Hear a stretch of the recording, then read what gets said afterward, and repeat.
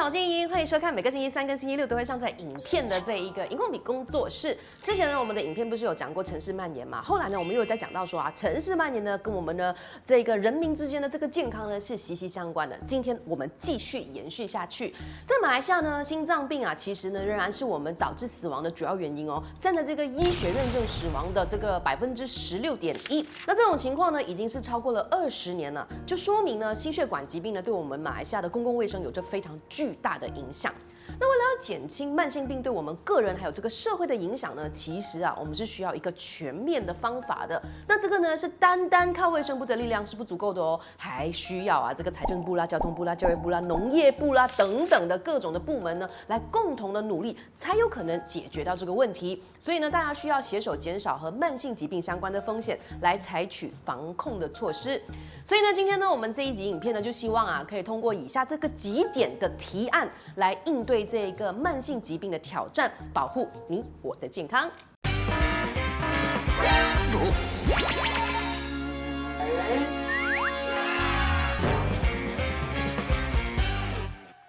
那在上一支影片呢，我们不是有集结了城市如何造成居民患上非传染性疾病的这一个内容吗？那现在呢，我们就要跟大家复习一下非传染性疾病这个词。但是呢，在这之前呢，还没有看过这支影片的朋友呢，那可以点右上角去看，或者呢，等一下看了这一集再去看。我觉得应该是看了那一集再来看这个比较对吧 ？OK， 好，回来。顾名思义，非传染性疾病呢，就是指呢不通过传染途径传播的疾病，就像是心血管疾病啦、糖尿病啦等等。而这支影片呢，这几项提案呢，都是要让我们用来应对慢性病、非传染性疾病的挑战。第一，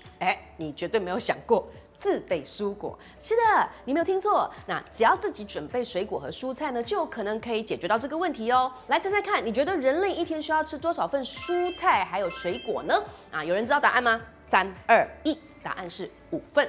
是的，根据国家饮食指南呢，一般成年人一天是需要吃上5份的蔬果，才能够确保呢身体有足够的维生素还有纤维，并降低呢患上这一些疾病的风险。那你可能就会问说，这样一份是多少哦？这样子 OK？ 好，我们来科普一下哦，一份蔬菜呢等同于1杯250 ml 的生蔬菜，或者是半杯的熟蔬菜。一份水果呢就等于一个中等大小的苹果，或者呢一个中等大小的香蕉，或者是一片木瓜，或者是一个中等大小的番石榴。然而呢，我们国内有95.1%的成年人呢都没有摄取足够的蔬菜水果哦。那大家都可以回顾一下哦，你平时的午餐呢，除了是在椰浆饭上面的那2片黄瓜，或者是鸡饭上面的那3片黄瓜，还有呢那个板面上面的那3片番薯叶你还会在什么机会之下呢可以吃到一些蔬菜水果呢？所以我们要建议大家，其实你可以这样做，就是在外用餐的时候呢，就自备蔬果。1盒生菜沙拉，1颗苹果，1条香蕉，1颗梨，其实呢都是非常便捷又平价的维生素还有纤维来源哦。第二，吃健康的零食不是说不可以吃零食的，也不是说零食都是不健康的。现在有很多人都非常养生嘛，有没有比较没有那么负担的一些健康的零食嘛？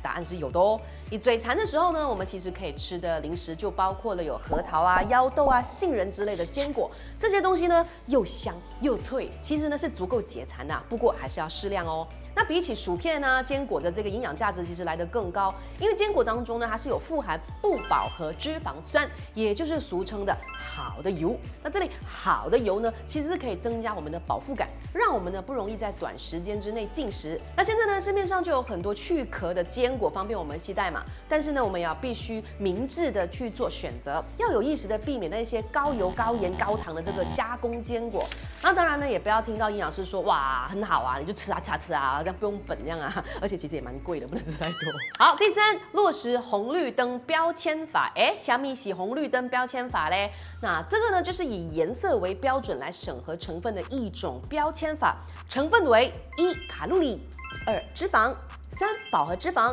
4糖分，还有5盐分。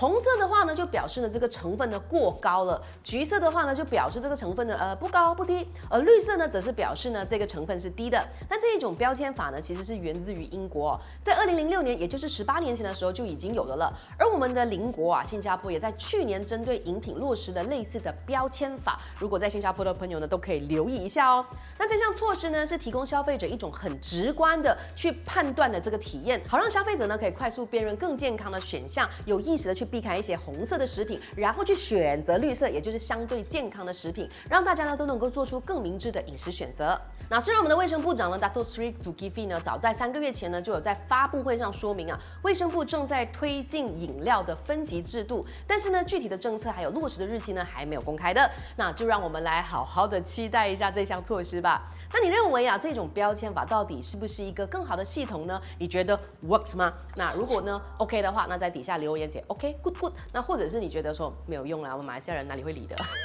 第4，补贴营养丰富的食材。贸销部呢需要调整对棕榈油还有面粉的这个补贴计划，将补贴呢转向营养更高的食品，比如说像蔬菜、水果、谷类还有豆类，从而呢鼓励消费者购买健康的食品。你知道吗？我们国家1年内呢补贴了72万吨的食用油，而总人民需求量呢其实是66万吨的食用油。那你拿这个计算机呢算一算的话呢，就会发现啊，就有多出的6万吨的食用油其实是超出人民的需求的。对于面粉呢，国家1年之内呢则是提供了400万令吉的补贴。就是为了要救济厂家，而不是为了人民的健康。那你想一想，如果我们把这个补贴呢转向蔬菜、水果、谷类还有豆类的话，你觉得会有什么样子的结果呢？研究学者就指出啊，这项措施其实是可行的哦。这样子呢，能够让消费者购入更多的蔬菜、水果啊、谷类啊还有豆类，提升人民的健康水准。而降低这一些主要的粮食，比如说像米啊、面粉之类的价格呢，其实并不能够提高人民的营养品质，只是提高了主粮食的这一个产出而已。第5，房屋及地方政府部还有交通部又可以怎么做呢？房屋及地方政府部还有交通部呢，其实是可以协力推进这个安全的人行道，还有自行车道。步行还有骑行呢，不单只是一种交通方式啊，更是一种更加健康的生活方式。所以呢，如果说透过这个合作的话呢，2个部门其实是可以共同促进健康的城市生活方式的，来鼓励我们的人民呢更多的参与户外活动，减少对于汽车的依赖，进而提升全民的健康水准。你觉得刚刚讲的这些基础设施都设好了之后，你会不会更加愿意走路呢？留言告诉我们。6，城镇还有乡区规划局还有科技工艺部，这2个部门又可以怎么做呢？城镇和乡区规划局以及科技工艺部呢，其实是可以呢协力推进这个城市的农业的。根据一项研究指出呢，通过将农业引入城市，是可以减少食品的运输距离，还有食物的这个变质的。城市农业 rooftop farming， 也就是屋顶农业呢，其实是具有减缓城市热岛效应、提供雨水管理以及提高这个建筑的能源效率的潜力哦。